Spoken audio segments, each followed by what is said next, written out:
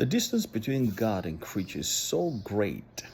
Do you know that the distance between God and us, the Creator and the creation, is so great that even though we are responsible to obey Him, the rational creatures are responsible to obey Him as our Creator, yet we could never experience any enjoyment of Him as our blessing and reward except by way of some voluntary condensation on God's part, which has been pleased to express by way of covenant. This is from Westminster. Let me expound this. Van Dixhoorn has actually have some commentary on this. Is very helpful.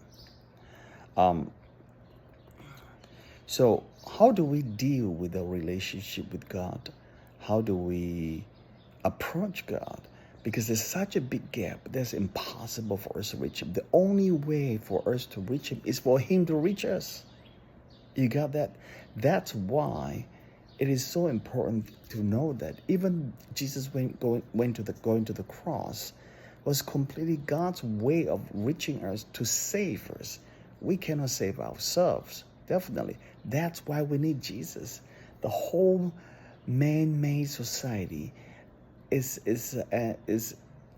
not going anywhere because we just cannot reap the benefits, the rewards of that.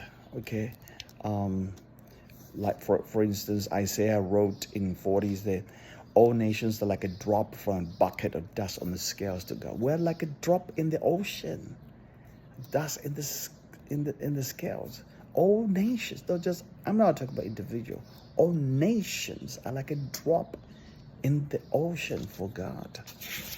So we're so small, insignificant. What do we do now? Okay.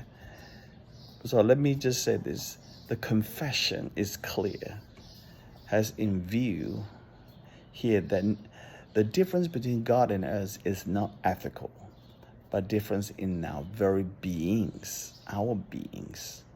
So I will continue video 2 after this.